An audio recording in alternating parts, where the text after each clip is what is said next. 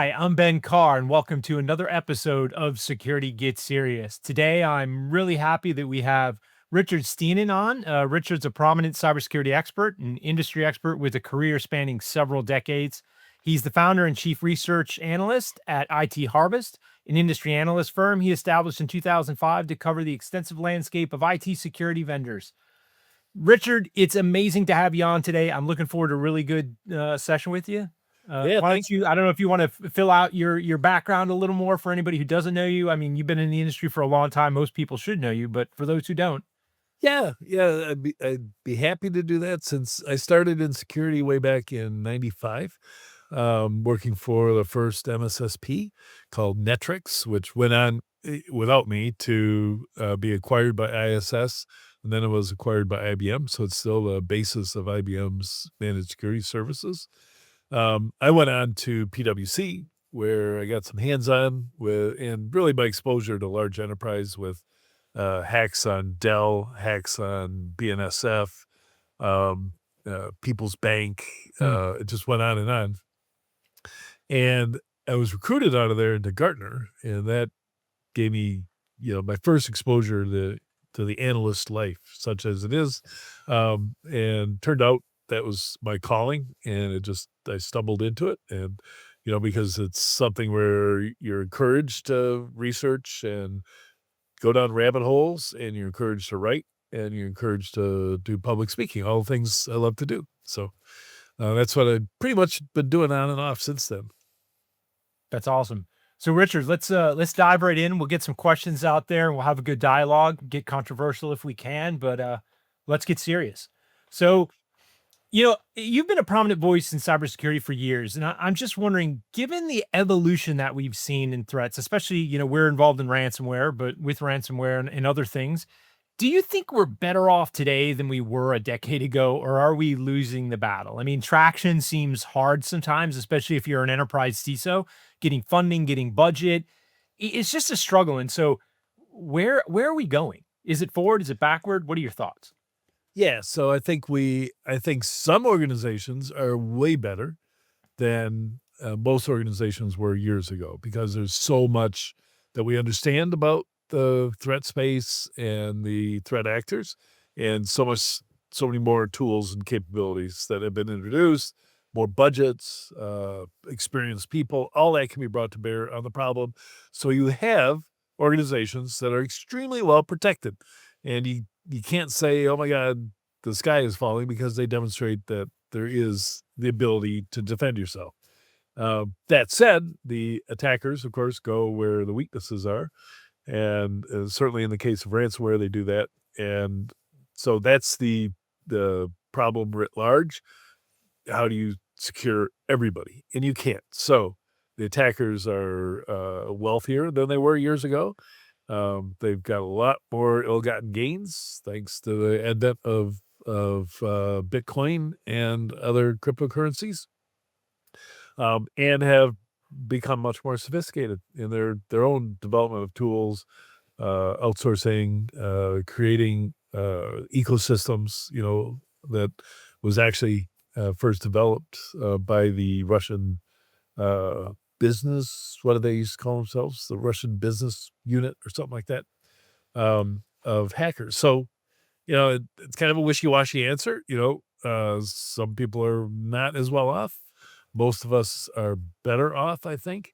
We do have better endpoint protection. You got to admit, Yeah, Microsoft that's certainly true. finally gave us a free antivirus system, so we don't have to pay whatever it is now, $89 a year to McAfee, even though a lot of people still do and they don't know it. The Macintosh computers are super solid. So, we've got defenses, we've got controls. The economy still works. The digital economy still works fine, which it wouldn't if cybercrime got so bad. It wouldn't work very well, but it does work. Do you think the vendor space is working better, or because we've talked about, like, obviously the controls have gotten better, securities, we have good products, right? Like, they're much better than they were if you go back 10 years ago. But when you think about the vendor space and the competition for investment and money, do you think it's actually driving forward in a positive way, or is it a little bit, and sometimes I see it as frenetic, right? Like, it's more about the gain than the end result sometimes. And I think it's actually put some players kind of out of the market, and other players I think have been real successful in the market when, I don't know, from my own personal perspective, I'm not going to call anybody out, but I see vendors out there. I'm like, yeah, I don't think it's a great vendor, right? But they've been somewhat successful in the space. Right, right. Yeah, I think there's a evolution to every vendor. They, every single one I ever talked to starts out being very, very serious about solving a particular problem. And Yeah. it's usually a very small problem, and they hope that it's an important problem that everybody needs their solution for.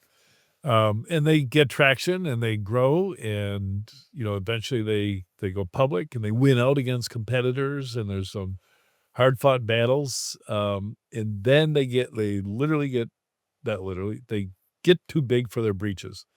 They think that they control the universe that they're in, and they don't, and never will. And yet it's hubris to some extent. I learned that lesson before I was even in security. I call it chairball, and this concept that executives at large organizations start to feel like they control the Mm. the economy around their business. I learned that I was a car seat engineer, and I had the Saturn car seats were my baby, Okay. and the engineer, and overseeing the work we did at what was then Johnson Controls, um, you know, would help us make decisions about products that we would include in our car seats. And with that engineer, we determined that these lightweight seat tracks from a supplier in Toronto were the best for the car seat. And so I went to pitch to the board of directors that we were going to outsource to this Toronto company. And they said, no way in hell are we giving those guys entry into the United States market. So no, we're going to, use one of our shoddy, seat mechanisms from our plant in Kentucky, which weighed, instead of weighing 1.5 pounds, it weighed 7.5 pounds. Oh, And the wow. Saturn engineers, no, that's, an extra 12 pounds per vehicle, not happening at all. So they pulled back the outsourcing contract to Johnson Controls for the car seats, and they said, just ship us the seats. We'll assemble the seat tracks that we were going to buy from that company. So that was my first exposure to this concept of what I call chairball. They're just playing. They got those rolly chairs in the boardroom, and they're just playing games with it. And you see this all the time. Government, of course, it happens a lot, but large publicly traded companies, maybe I won't call them out in this session, but they pretty soon think that they own everything and they have a right to own everything, and that everybody should just buy from them. Yeah, and that hints to a through line that I guess I've seen. I hadn't really planned on talking about, but since you call it out, kind of the ecosystem, right, of cyber. Like there's a lot of companies, a lot of startups, right? A lot of startups out of Israel, US based startups, but they operate almost in kind of an isolation and in a hesitancy to get involved in a real ecosystem. When I think a lot of CISOs are looking for interoperability and connection and that tie point of bringing it all together. And you've seen larger companies like a ServiceNow try to focus on an ecosystem, but it's still it's almost like they control it, right? As opposed to building something that's interoperable and just works well. Open systems haven't really taken off that well from that perspective. Right, right. And the very first one to try it was Checkpoint. They created a open community of products that would work together, so they could, I don't know, interact with the Checkpoint firewall and Yeah. install rules and stuff. And just it was a great idea, but never took off. And it's because of that. It's great. It's just like the old battle between Apple and Microsoft in the day. They the table stakes were high. It was like winner takes all, right? You're going to own the desktop or not. Same thing with the cybersecurity vendors. The ecosystem, I think people constantly just lose sight of. They think of it as static, right? We got these vendors I know about, which is about, the 144 vendors that Gartner tracks and Magic Quadrants, and totally ignore the other 4,000 vendors, who are the young guys that have the new ideas and are growing and will be one of those 144 10 years from now. But there's this constant churn, and this is just how the industry works because, back in the day, I used to say Symantec and McAfee, Cisco to some extent, couldn't, they didn't have a magic 8 ball. They couldn't discover what the next hot thing was in security. But the venture capitalists were funding startups that all thought they knew what the next hot thing was. And pretty soon it became evident that something was hot, DLP, Yeah. if you think about it. And Symantec would just buy the biggest, fastest growing company in that space. That's great. That's the way it should work. And unfortunately, the companies come along and say, no, we're going to invent our own stuff. Like right now, Palo Alto Networks is going to own the $34 billion AI cybersecurity business. It's like, I don't know how they got that number. Yep. And I'm going, okay, so, a company that's really, really good at making, hardware accelerated appliances, which is the only thing they've designed and built themselves, is now going to do something else completely, they don't have any topologists on staff, no PhDs from Stanford, and they're going to own AI cybersecurity. At the rate AI changes, they're too stodgy to keep up with. Yeah. Right? There's a new AI model every 3 months now, and a whole new generation every 6 months, and they're just not going to be able to keep up. So, but a startup will. Right? There are 86 startups founded in the last 2 years, all to address AI security in various ways. And one of them will take off and will obviously be on a roll and getting into their B and C round when Palo Alto can acquire them, as they should. And if they want a piece of that new game. Yeah, it's been something in the market that we've seen for a while, right? Like, yeah, I'll date myself here, but I remember back CA, Computer Associates, back in the day, right? Yeah. There was a commercial on that. It was like, it was a robotic, like I think it may have been like a cardboard cutout of a guy that they would roll into an office and he would like, how many licenses do you want, right? How many licenses do you want? And that was all. There was no innovation there. CA was kind of known as a company where they would buy a lot of product, but it would go there to die. There'd be no more innovation. Network Associates, I worked for them back in the day, right? Late 90s, early 2000s. They brought a bunch of stuff together, and then it kind of all broke apart and split apart, right? Got sold to Intel, now McAfee, separate than Trellix, and like it's really been a weird journey that a lot of these, like, as you get bigger, it gets harder and harder to innovate, right? It kind of requires these small startups to do the innovation, but then the devil's bargain is, do you keep going and try to make it on your own, or do you get integrated into a larger org? And is that the death knell for the innovation that you had? Right. Or do you make a major blunder like Symantec, buying a Yeah. data center software company for, just biting off way too more than they could chew. And, there's so many different ways for a large organization to misstep and go the wrong direction. I mean, now we're looking at Intel, just missed everything, right? They missed mobile, they missed AI. What are they going to do, right? Except Yeah, I think there's big questions on Right. where does Intel end up, right? I mean, even on the chip side, NVIDIA is kind of eating their lunch on the chip side, right? Yep. So as a, you've been in cyber for a while as a Gartner analyst, and I think you've got a CMO title in your background as well. Is it a marketing problem? Is it a product problem? Like, what's the alignment there? Is marketing way out overhead of the skis and we're misaligned on that? What are your thoughts? So I've been thinking about this problem a lot, and I hope not to taint it with what I think of as my own, um, you know, opportunity ahead of me.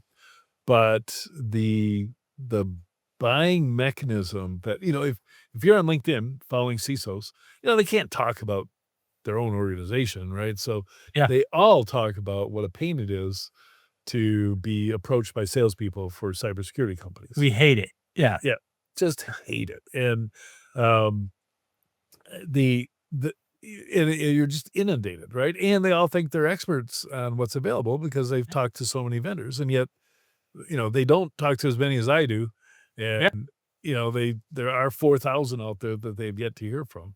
So the only way for vendors to be heard, they think, is reach out directly to CISOs, right? If you've got an enterprise product. And CISOs, how do they make the decisions? It's pretty wonky from what I can see, right? They love going to CISO events. So, of course, the marketers pay CISO event organizations to get them in there so you present to CISOs. But CISOs, buying security products is like buying books. It's all word of mouth, right? And Yeah. how do you get that? How do you get that going, right? If you talk to CISOs, that's what they say, right? Like Totally. you mentioned like the cold calling thing. Like it's a topic of conversation. Like I'll go out to an event with other CISOs, and one of the conversations we'll have is like, what do you say when you get a cold call? It's almost like, if you can one up someone with a better response to get somebody to stop cold calling you, right? But then, when people ask, it's often like it's 3 colleagues that are using a product and have been successful and they're willing to hype it up. And so it's that I don't know, that effect of just that internal resonance chamber that you have to bring that information forward. But it is kind of it excludes some things naturally because they're just not in your realm of reference. That's right. Yeah, it excludes the guys who actually have a really cool, useful new solution to a problem, right? They can't get your time. They can't, even though they're convinced, but they sound the same as every salesperson who calls. They're convinced that they've got a great solution, and how do you wade through that? So the other way that very large enterprises, the top 15,000, have relationships with Gartner, and not all they don't have necessarily a security relationship with Gartner, but at least the CIOs got that relationship. And Gartner, according to Gideon Gartner, was founded to offer buy, sell, hold advice Mm. for technology, right? Back when there was 2 vendors, IBM and Amdahl, right? And they hired 30, 40 analysts just to address that issue. So one area, as I was thinking about all this, I realized that what I do is decision support software. Bet you haven't heard that term in a long time. In a while. Gartner used to have a product in that space for helping you decide between SAP and Oracle. Mm. And they were basically, it's just a laptop database app. And the consultants would go in and spend weeks talking to the teams and answering 2,000 questions. And at the end, they'd push a button and it would tell you which one to get, taking into all the factors. So since I provide data on all the vendors, that's actually the business I'm in, is decision support. And we're trying to build comparison tools and all the rest. And one of those pieces of data eventually will be CISO's recommendations, right? They can give a thumbs up, like on an Amazon page, or 5 stars to a product, which will be great. But we need a bunch of CISOs as customers first. Makes sense. So let's talk about that a little bit. So because you brought up Gartner a couple times, right? And you have some unique experience of being at Gartner. I think when I look at analysts and I talk to other CISOs and we have conversations about this, it's kind of like I don't know. There's positive things out of it, but it's somewhat the bane of our existence, right? It's almost like people distrust large analysts because they're large analysts, right? There's almost this perception of pay to play. What's the inside baseball, right, on Gartner? Like, do you think that Gartner's gotten too big for its britches and we need a lot more smaller analysts? Like, I find a lot of value when I actually get somebody who I can talk to that I can trust.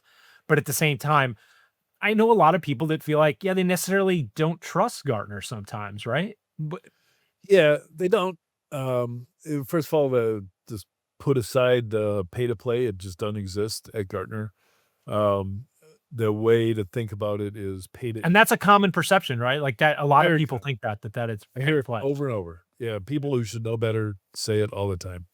And yet, I've seen startup analyst firms, accuse Gartner blatantly of that, say that they're different, they don't do that, and then they turn Yeah. around and do that, right? It's it's frustrating, but is Gartner too big? I think they certainly have a monopoly, right? Yeah. The biggest competitor is 1/20th their size in revenue, Forrester. So Gartner's $5 billion a year in revenue, just selling, events, little tiny bit of consulting, and then the advisory services. Um, they are a sales machine. They've replaced, if you want to hire an enterprise sales team, you hire out from Gartner. They're Mm. they're the Xerox or IBM of the day, right? That's where you go to get trained salespeople. The I think what is happening though is they are going to miss the boat on AI because you can take your question that you give to a Gartner analyst today, you go right to ChatGPT and ask Yeah. the same question. It gives you a very analyst-like response, right? It doesn't give you a firm, oh, definitely go this way. It gives you all the pluses and minuses, and because for some reason all LLMs want to make you happy and will kind of lead you on until they know what you want them to say. It's just like talking to an analyst. It's amazing. Yeah, I And think then that is a really good focus of an area where LLMs can be really beneficial for the security industry, is like getting reviews of information, right? yeah, yep, Yeah. and it just doesn't have the local right now. Even the agent-based ones, I've been testing them all, aren't very good at collecting information yet because it takes me years to my test question is for all these deep research things is how many are list all the cybersecurity vendors in Canada and categorize them. So kind of double task.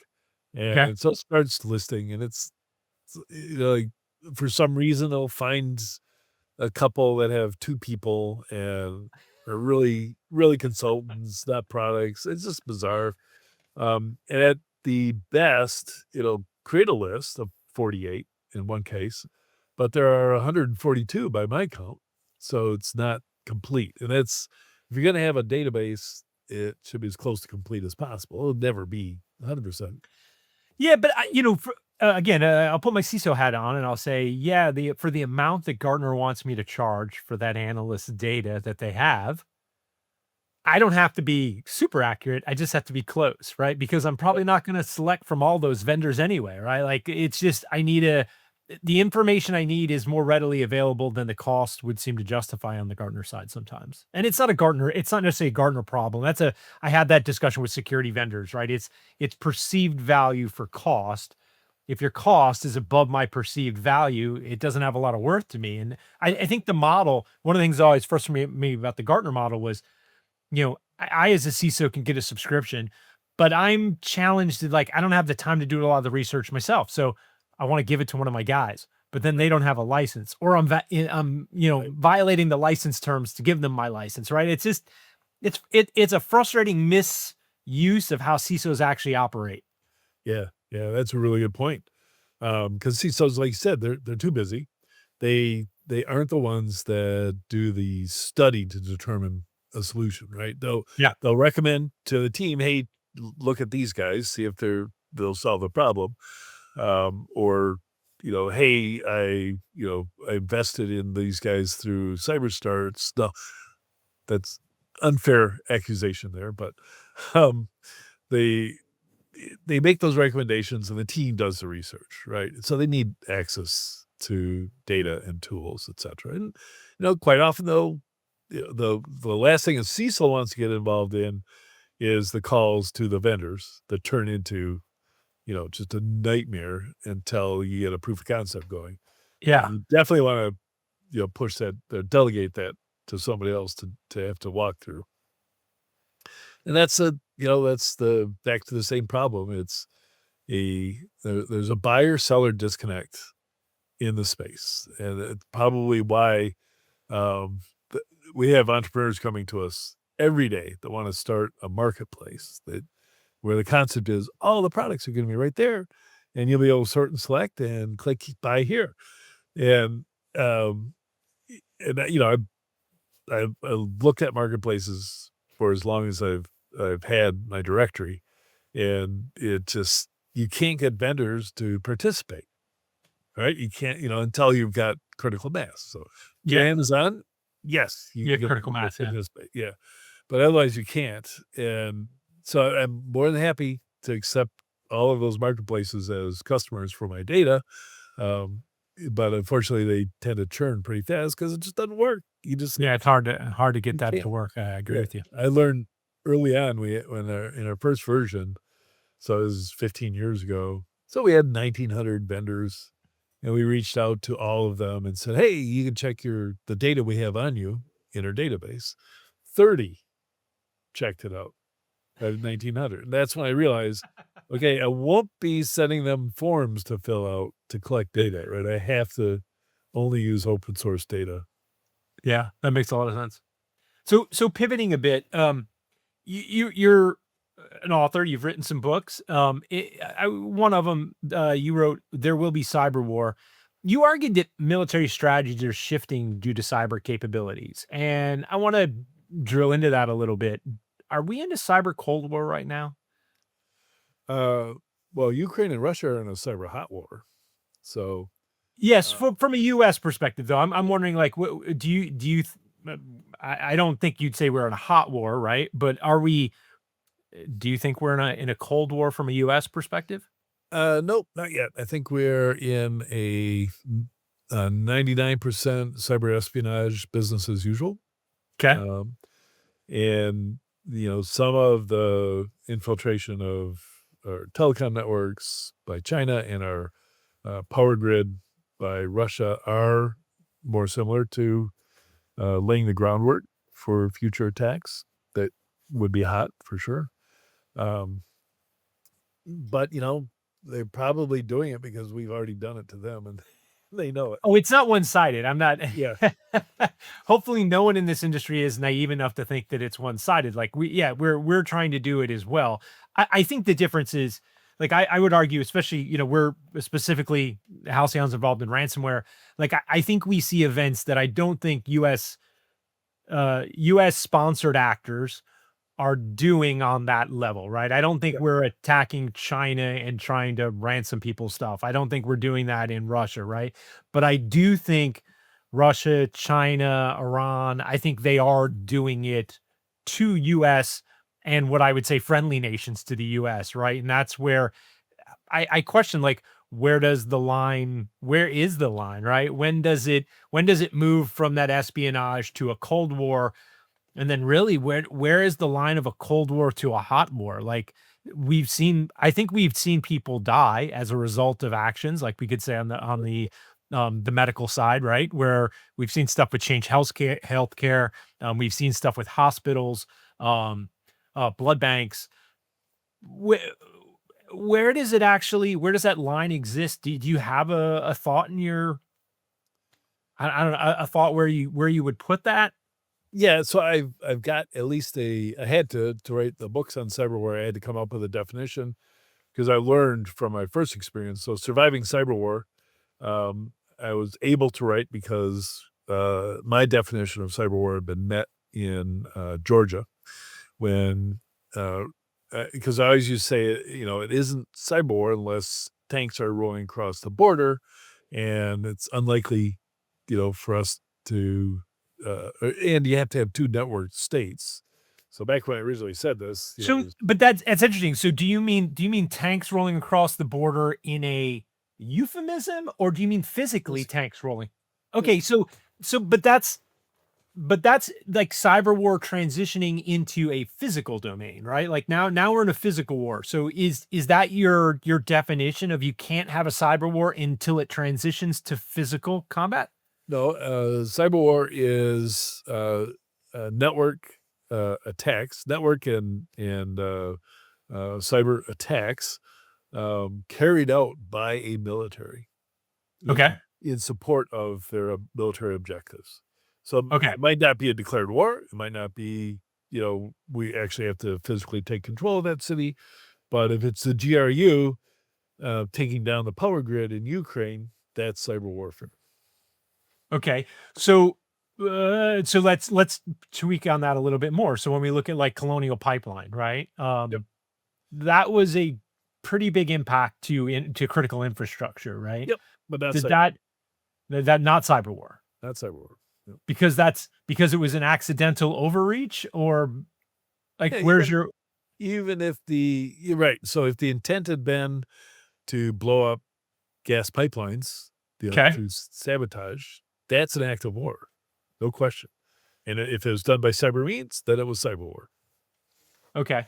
So where that line gets pretty fine though, right? If you look at state-sponsored activity that is not necessarily intended to blow stuff up, but they know that it's going to cause immense damage or physical harm to humans or human life, right? Like it's a very fine line. So like, how do you?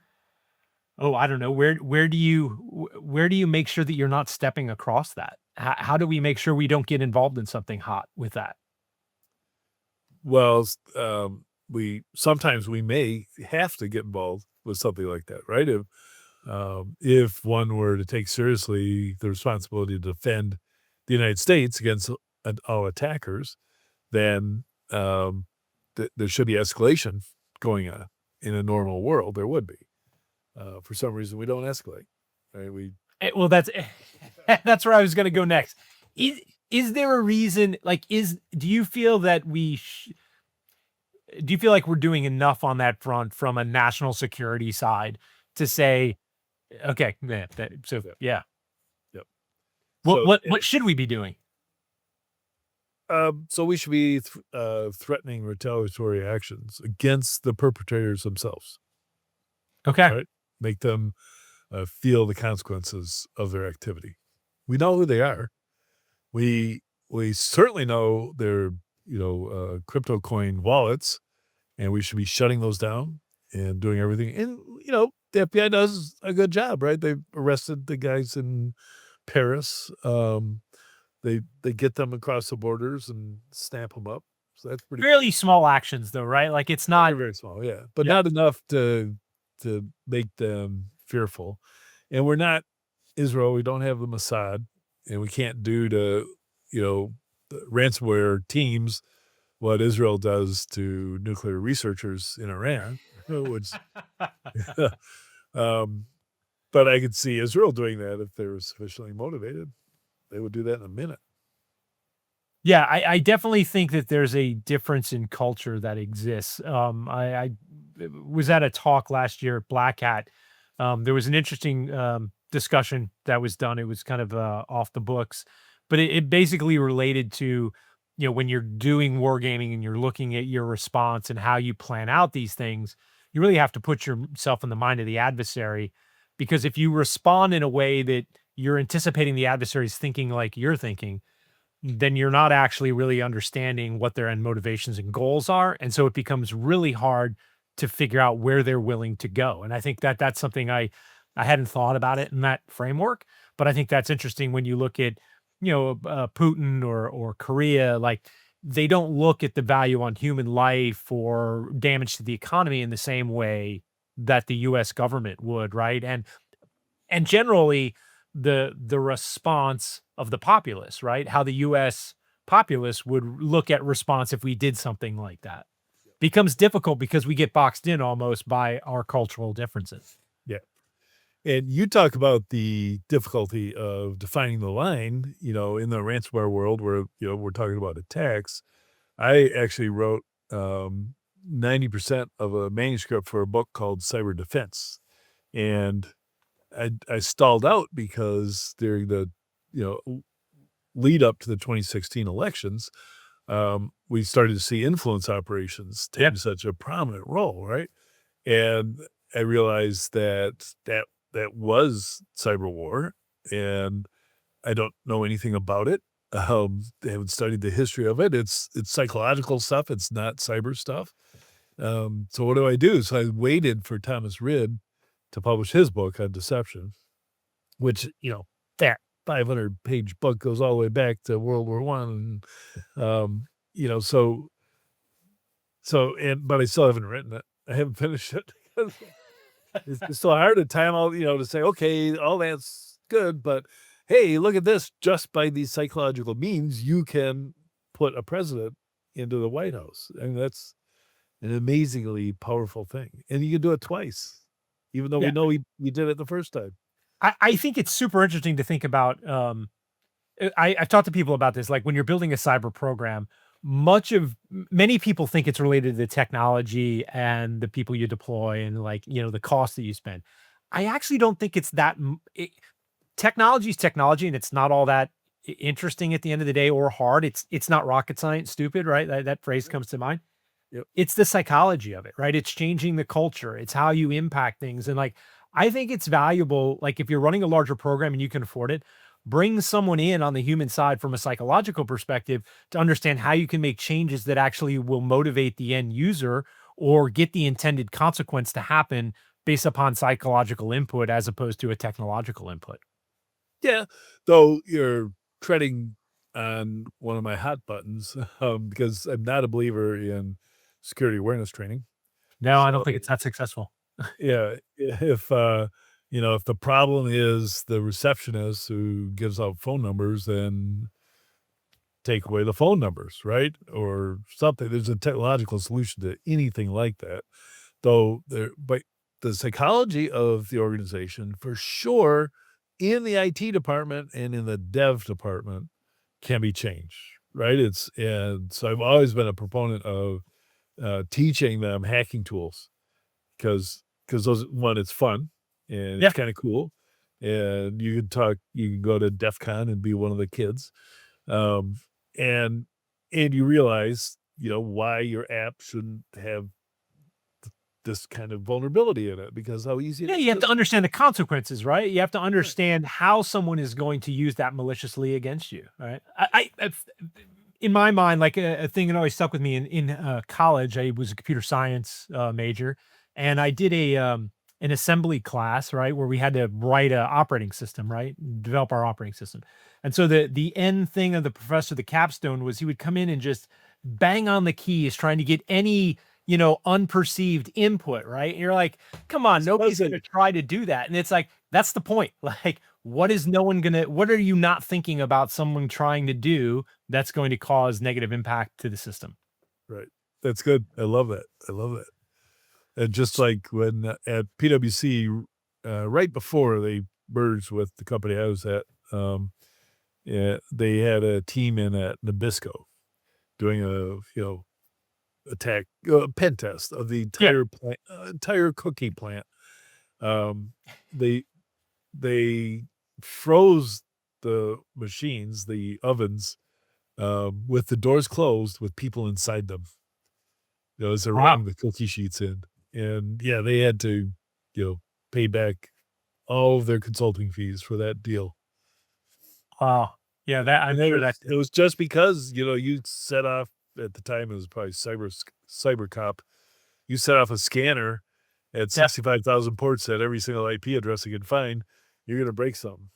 Well, I work for another large organization that everybody would think would be generally really secure and be doing things right, right? And I found out they weren't scanning a large part of their production environment, and I asked why, and they said, "Well, when we run, commercially available scanners, we cause problems and bring down parts of the network." And I said, Yep. "Yeah, that's a vulnerability in and of itself. If you can't Right, withstand just a normal off the shelf scanner, right? Like that's not right. trying to do malicious behavior." So it's people aren't thinking of the long term of how people are going to actually use these things against them in a malicious way. Yep, yep. Yeah, SQL Slammer would do damage just from the scanning it did to find its Yeah. next target, right? And Yeah. it just took down networks with that. So let's pivot into ransomware a bit because I think this leads into ransomware, right? People utilizing systems in ways they weren't intended, trying to run normal operations and encrypt systems and prevent people from accessing them. So ransomware we've seen it's really evolved into in an industry, right? It's not just Yeah. what used to be the malicious hacker or the interested, script kiddie out there running. It's now a full-on criminal business, and we've seen nation state backing. Do you think we've gotten where we're past the point of being able to stop it, or do you think that there's really hope for a major crackdown and being able to get in front of this problem? And we talked about this a little bit before on the the last month in security podcast, but I want to drill down a bit into this discussion. Yeah, so I think it's eminently possible to counter ransomware with law enforcement, because ultimately because it is the economy of its own. It's got multiple players at multiple levels. The technology creators, licensors, the mules that create their own little fiefdoms and select their targets and go after them. The guys who actually do the negotiation to get the ransoms. Lots of exposed attack surface for law enforcement. Trouble is, law enforcement globally is broken right now. You can't issue red cards on these guys because Russia has, an oddly powerful role inside Interpol. Yeah. So there's just, and of course they haven't signed the European Commission's treaty on cybercrime, so they won't work with you on it. So that's the whole back right now, and the whole world's in a state of turmoil that's far beyond anything we're doing in cybersecurity. So once that's resolved, So I think it sits on the payments though, right? Like for me, it's really a payments issue because I think that's really enabled this, right? Like, totally. Could not happen before. Before they used to use, two $5,000 payments via Western Union. yeah, And as a matter of fact, so there's a story that Joseph Menn wrote up in Fatal System Error. This guy, Barrett Lyon, was aware of this hacker, Ivan, in Russia, who was extorting money from gaming systems, the Costa Rican online gambling sites. And Barrett was just, hanging out on the forums and stuff. And that's how they used to get their money. They'd say, we want $30,000 in, 3 equal installments via Western Union, send them to this location, which you had to do with Western Union.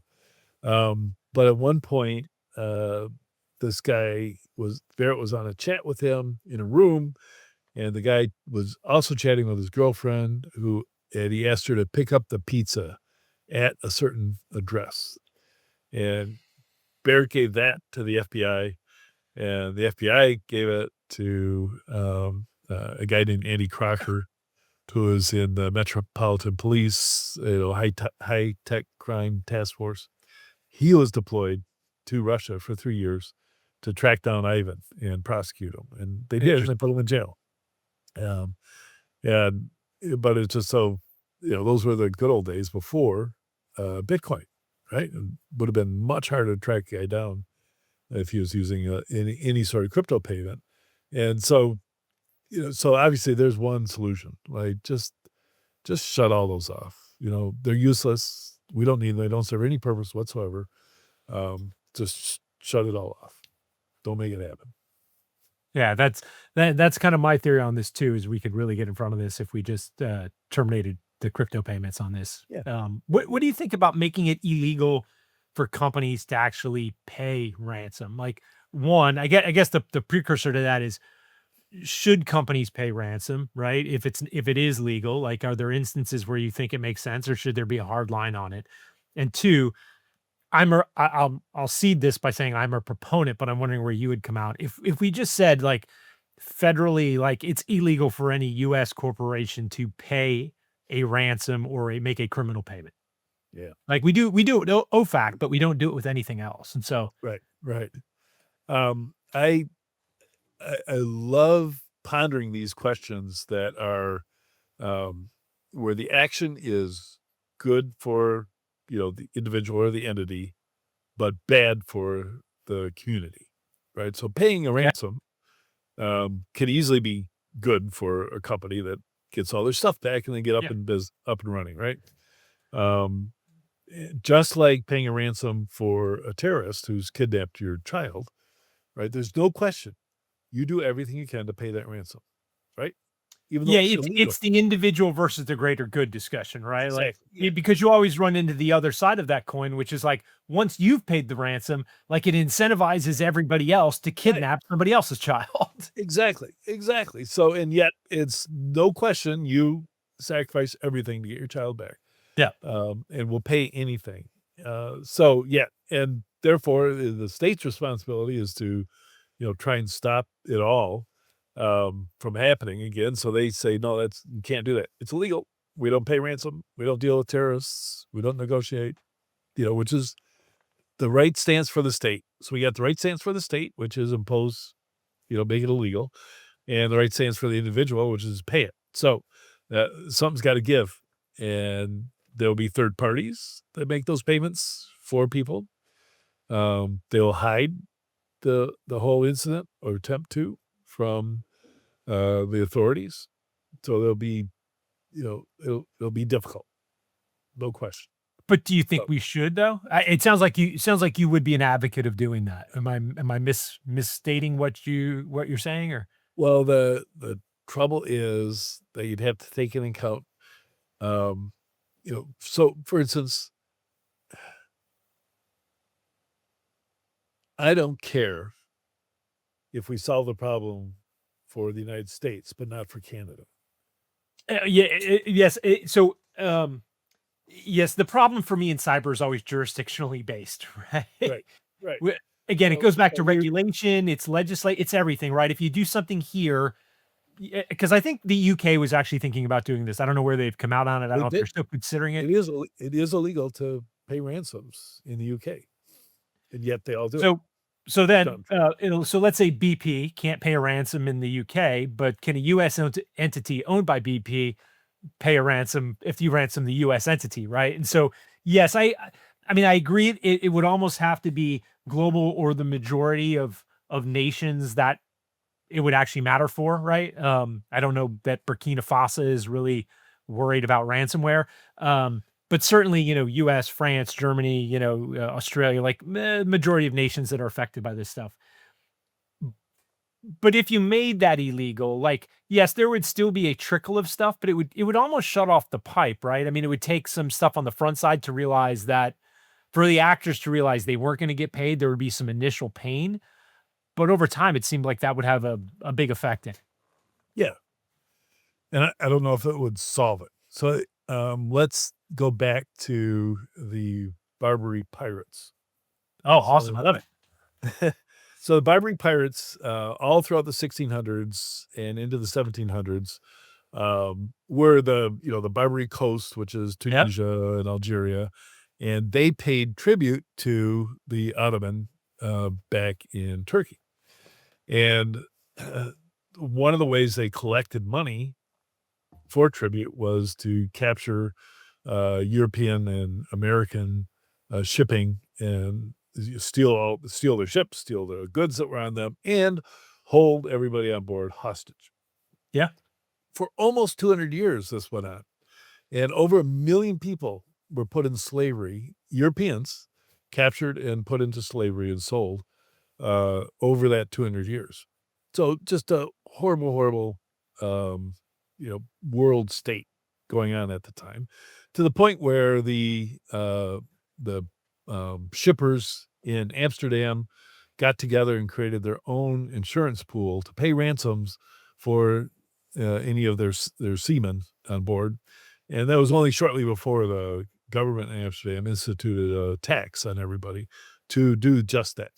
So their solution was pay the ransoms. Okay. And their solution was also pay the ransom only for Dutch people, right? So it made it hard for everybody else. So the United States, of course, was succumbing to this because they're just getting into international trade. Took a little bit different approach. Yeah.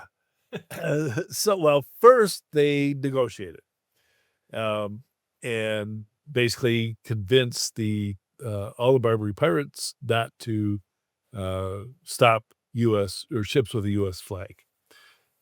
They paid them more than it was a ridiculous amount, like 50% of the U.S. Treasury went to pay Barbary pirates for 15 years. And that was Thomas Jefferson who put that in place. And that became untenable. And we finally sent in the Marines in their first expedition to the shores of Tripoli and, beat them up really, really bad. And, so that's how we addressed the Barbary pirates. So, of course, if I'm going to draw a connection to the state of affairs today, we have a bunch of ransomware games paying tribute to Putin, like probably personally, right? It's probably going directly into his coffers and paying for his $90 billion mansion. And, how do you stop that? Well, you depose Putin.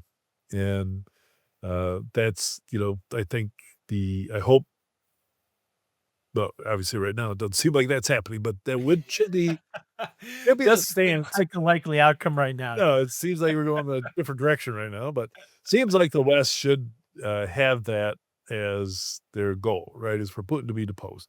And it's like, well, he's just one of the oligarchs, and the next oligarch will be just We'll as step bad in, yeah.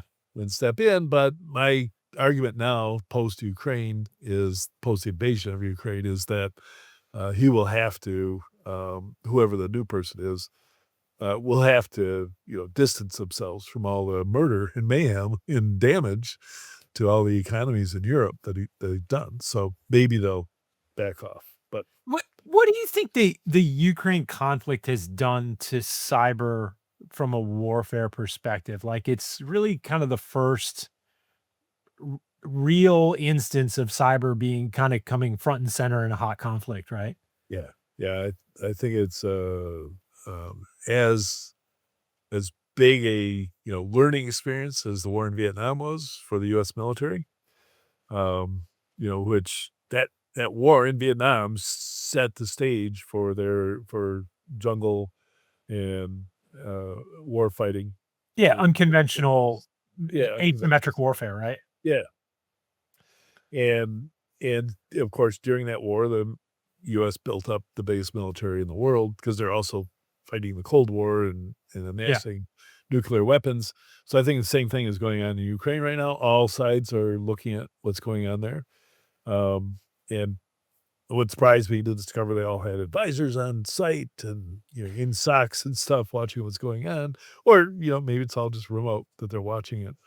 But I think the future wars are being developed right now in the lab of Ukraine. Yeah, I think it's really interesting when you look at that. You can see the change in the asymmetry, right? The amount of hard iron that Russia has thrown at it, and they're being bested by very inexpensive drones Yep. and cyber, right, Yeah. capability. So I think it really is. If you're not keeping an eye on that and you're in the warfare department, you better take another look because it's certainly changing the where things will be fought in the future, right? Oh my gosh. The drone advancements are probably more important than the cyber advancements right now. And it's just amazing that they, in a 3-year war, Ukraine has become the largest producer of military Yeah. drones. Yeah, and they're already on the 3rd evolution of their drones. It's just amazing.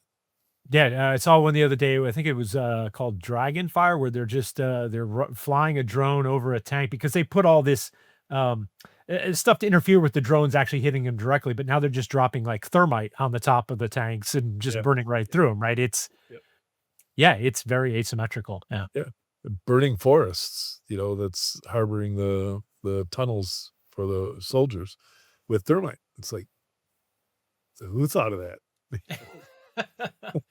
Yeah, it's definitely changed stuff. Um, so when you think about APT actors and groups that are out there, like, is there anybody on top of mind for you that like who concerns you the most? Who do you think that, in the next, I don't know, 12, 18, 24 months, we've really got to focus on and worry about? Yeah, I think the internal competition between GRU and SRV leads to the innovation, I guess. So I can't identify which one. It's funny to think about that as an innovation lab, but yeah, I Yeah. get that. But my biggest top concern is the damage done through getting into the software update cycle, as demonstrated with AKA SolarWinds. and SolarWinds. Yeah.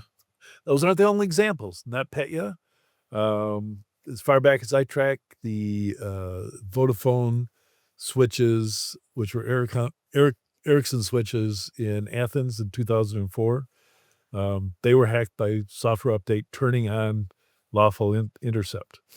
That was probably Russians because somebody ended up dead, hung hung himself for some reason, right? The IT guy's so worried about the damage he caused that he hung himself. I don't think so.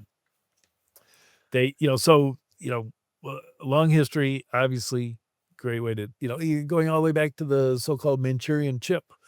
So an implant in what turns out to be M1A1 Abrams tanks that would slow down the revs on the engine so they couldn't go over 9 miles an hour, make some easier targets. Brilliant, not including the so-called affair where we supposedly blew up a gas pipeline in Siberia. Yeah. That I don't think it happened. No evidence for it whatsoever, other than a single claim by William Safire and the guy who told it to him on the CIA's website. So we all have learned, the CIA says that you can't trust it, right? It's the paid to tell the truth. So, long storied history of interfering with supply chains, physical and software. And now it's just like painted out there for everybody to see, and the, CISA and the federal government's response was unfortunate in my mind that they got religion about shifting left. In other words, this happened because SolarWinds didn't do a good enough job, even though SolarWinds is probably in the top 99% of software houses for their development practices.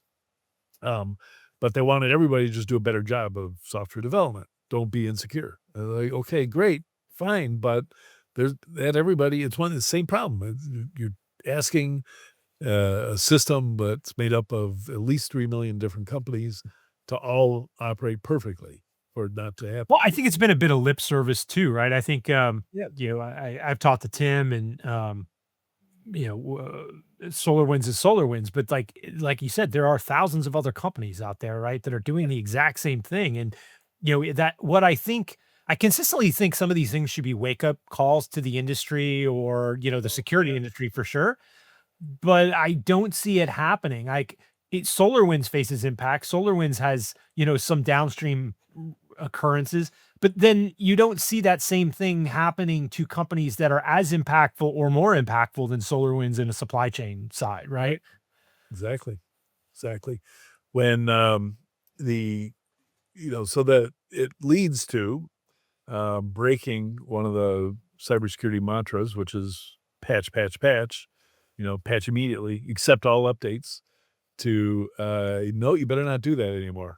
And as a matter of fact, stop updating your software because it's, if you're a SolarWinds user, if you didn't update, you wouldn't have been a victim of the attack. And so for now, you're encouraged to install an update because it patches something. Yeah, I was going to say it's a catch-22, right? You're patching to fix a vulnerability, but you might be introducing a new vulnerability. Like you're damned if you do, damned if you don't. So maybe wait 48 hours. Don't be patient zero, right? Well, that's the CrowdStrike example, right? Not necessarily not a vulnerability, but just an impact to production that, had you waited and not taken the update immediately, you might not have had the impact. Right. You'd be just fine. So, and then, of course, the trouble is that SolarWinds actually took 9 months to trigger. So people had installed the update, and it wasn't until 9 months later that we discovered that it was theirs. So that's probably too long to hold off on patching, right? So let's talk about CISOs. I talk to a lot of CISOs. I have a lot of colleagues and friends that are CISOs or in the industry. I think a common theme is a lot of people in this industry, especially working for enterprises, feel like they're generally set up to fail in a lot of ways. They don't feel like they're set up for success. Whereas I feel like if you look at a CFO, human resources, chief counsel, they generally don't feel that same set of, I'm getting into a situation where there's really no winning, right? Like, I'm not going to be able to invest the money I need to really be secure. We just talked about it with SolarWinds, right? But at the same point, if something goes wrong, I'm the person that's going to be held responsible for this, right? Like the rest of the C staff that aren't letting me do the investment or aren't willing to cooperate because the culture's off, like they're not gonna get hit with it, right? We haven't seen generally CEOs take the hit for their lack of security culture and a good security program. Do you think CISOs there's too many expectations on them and not enough authority and responsibility? Like, is the role broken? Do we need to do something fundamentally different? Um, yeah, I agree with that. Because for sure, it's like they're given a role which is supposed to entail being experts at politics and working their way through the system to get the resources they need to do their job. That's a little unfair, right? A Yeah. lot of CISOs come from a technical background. Um, And the business wants them to be business leaders, but doesn't bring them on as partners and right, mentor them as business leaders, right? right, totally. And I another thing that I'll say to raise people's ire is I'm not a proponent of calling on CISOs to learn to speak the business language. That's a non-starter. Not gonna Oh, work. let's dive into that. I want to hear All more right. about this. Yeah. Because well, first of all, we've been saying it for 25 years and it hadn't worked. So there's that going for my argument. Okay. But the other thing is, why? I've, recently been on a couple boards. I'm on a board of a public company. And well, first of all, security never comes up. Right? They're a security company. It's kind of So insider boardroom language right there. Security never comes up, right? Like yeah, I love that.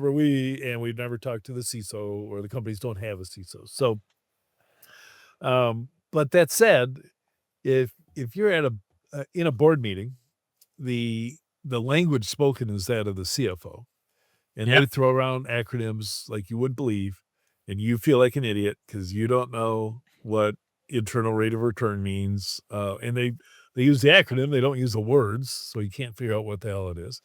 Um, and they just go deep into all this stuff, and they bully you with their domain expertise. I think Okay. that's what the CISO should do.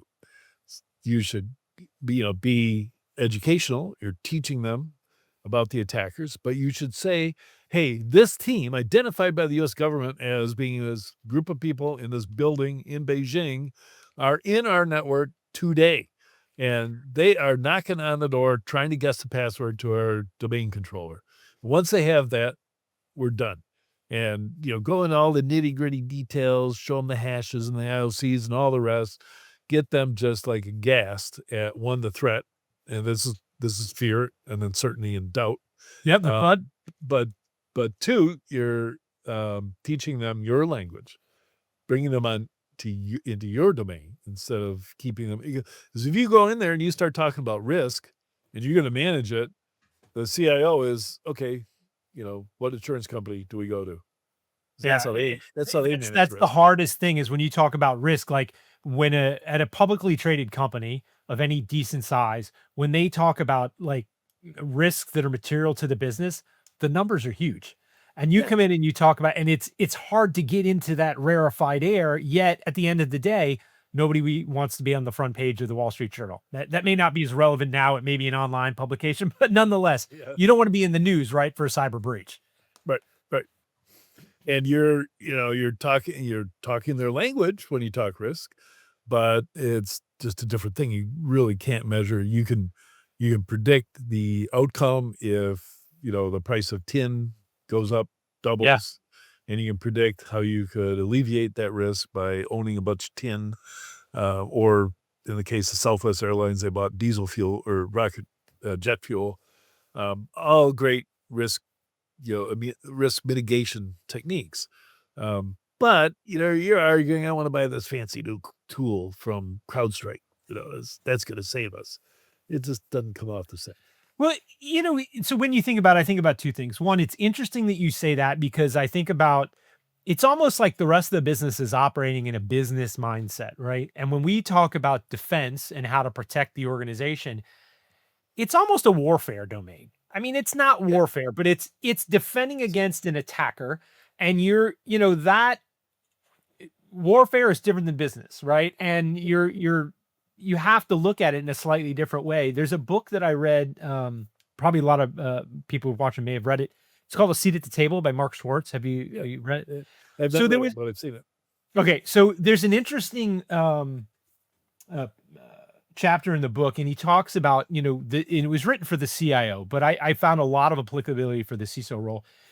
He talks about how when you go into the boardroom or that C-level table and you're trying to get a seat at the table as a CIO, you're coming, we talk about a servant mentality, right? But the challenge is if you come and you're like, what can I do for you? How can I help you? Like if you're always approaching it that way, you're going to be perceived as the waiter asking like, what can I get for you at the table, right? And it's never then as an equal. It's always as somebody who's a servant to the rest of the business, not part of the business. And so I'm probably butchering it a bit, but I love that thought process. He advocates you have to come in with your own domain, and I think that aligns with what you're saying, and basically say, "Hey, I'm here for this. Yes, I do want to just as much as the CFO wants to be helpful to the rest of the business, but the CFO doesn't come in asking what he can do for the business. He comes and says, "This is what we need to do for the financial part of the organization." And I think that needs to happen for IT, any technology, but Yeah, IT and the CISO. totally agree. And the security guys are coupled very closely with the IT department. And to the extent that IT is important to the success of the business, that's when security's got some leverage, right? Because Yep. they just make their pitches and arguments based on the value of the IT operations. So if they're in e-commerce or so they're Amazon stores or they're Uber or something like that, they've got a lot of sway, right? Ton of sway. But if it's a petrochemical company, not so much. Yeah, it's hard to create that alignment sometimes. You brought up IT, and I was talking about the CIO role. Where do you come out on? I've seen there's been this increased momentum for the relationship between the CIO and the CISO to shift. So traditionally, CISO often reported up into the CIO. There's been a movement for a number of years. A lot of CISOs would tell you that they don't think that's right. Conflict of interest. It doesn't. The alignment's not right, and the CISO should be outside of IT. I'm a fan of a direct report to the CEO or in a larger organization, but not the CIO, right? But there's been a shift lately where some CISOs have been taking over IT, right? Where that domain has shifted because it's still being led by a technologist, security first mindset. But most security people, like we're technologists and we deal with SaaS-based services and deliveries and availability and the uptime. Like it's not that hard. I did it in my last role before I was here at Halcyon. What are your thoughts on that? Do you think that that's a valid transition forward for the CISO to I kind of own IT, or do you not I think that totally will do. happen? Nope, I Okay. totally do. And as a matter of fact, I wrote a column about it 10 years ago saying, the CIO should report to the CISO. And because that's the only way you're going to get it done. And Yeah. don't forget, I come from automotive where we went in the 80s. I was there right when the move to quality occurred. Yeah. And it was an act of desperation. They had to respond to better quality coming from Japanese vehicles. And they made forever, the quality person in every plant reported to the plant manager, who was totally compensated only on, how many cars got shipped out the door that day. And so he wasn't going to shut anything down for quality reasons. So they pulled the reporting of all quality people back into a quality czar or something like that outside the organization. And those people gave the man on the shop floor the ability to shut the line down if they saw a quality issue. So, and that fixed it. They got through it. They actually ended up producing quality vehicles over time.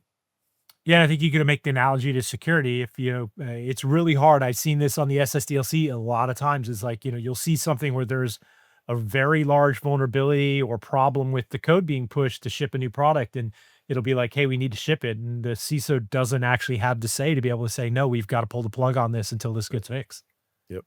And I could see, the CISOs I've worked with, are brilliant. They're usually CTOs, right? They really understand the large scope of how everything operates, and they have to worry about keeping the desktops up and running, as well as forwarding the business on the digital scene. So it would be a hard lift in many cases for a CISO to make that transition, but maybe you just change the title of the CIO to CISO and be done. And I do, after I wrote that article, a bunch of people reached out and said, yeah, I've been doing that. I've been the CIO here, acting as the CIO, or the CIO reports to me for years. And yeah. Yeah, so I did it in my last role, and when I was thinking about doing it, when they approached me and asked me if I would take over the CIO responsibilities, I had some conversations with some people, and a lot of people are like, "Oh, be careful."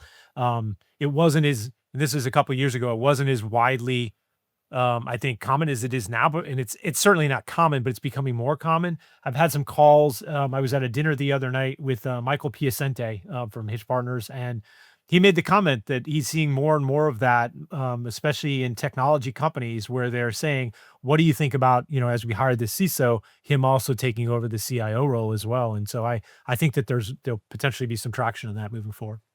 Yeah. Especially if they get both their salaries. That would always be nice. We would love that. So, give me a. We don't do a lot of predictions, but give me a prediction. You've been on the analyst side. Give me a prediction. What's the one cybersecurity thing you'd say? If I was going to Vegas and betting $1 million on, this will be, I think, in the next 18 to 24 months, this will be where we're headed. Um, I'm all in on SOC automation through AI agents.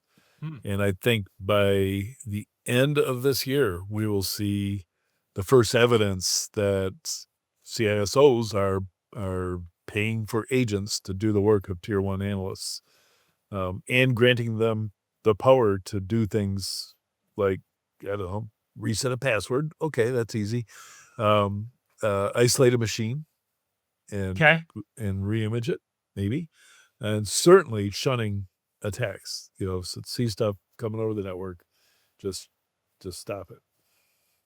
Interesting. So, that's what one area where I think, look, I remember back with WAFs and port blocking and shutting down connections. Like everybody always wanted these automatic connections to shut stuff off, but Yep. nobody ever implemented it, right? Right. And so, Nobody. yeah, I look, if we get to the point where we can actually trust it and people actually implement it, I think it could be a game changer from workforce automation side on the cyber roles. So yeah, that's interesting. I'd love to see that happen.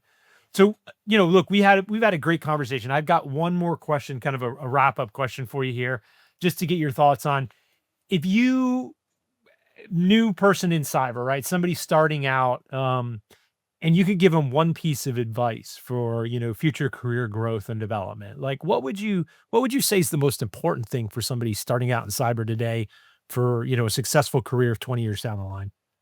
Yeah. So I would start by specializing. Pick one of the realm. When I do my subcategorization, there are 660 subcategories of attack defense tools. Um, Pick one and become an expert in it. Go to the training for that tool from whatever vendor. Get certified in it if they have it, because when the job posting goes out and the resumes come in, they're going to have an automatic system that's going to look for a keyword. And if it says certified Fortinet, whatever engineer, you're in. And that's how you get jobs. That's how I got my first job, exactly that way, with a CAD CAM tool that I was expert in by the time I got out of school. And, you got to start somewhere. You can't be a jack of all trades like the senior cyber people that you hear on podcasts and talk to. Um, you have to start somewhere, and having a useful skill that people can put to work immediately is the easiest way to get your foot in the door. Yeah, I think that's great advice, Richard. Like it certainly mirrors. I started out really in vulnerability management, attack surface management, and grew my career that way. And I think it's a great thing. Like no, be good at what you're doing, and then your career will grow. So, Yep. Yeah. Richard, I want to thank you for being on the podcast today. Thanks a lot. It was a really great conversation. I appreciate you getting serious with security. Yep. Thanks, Ben.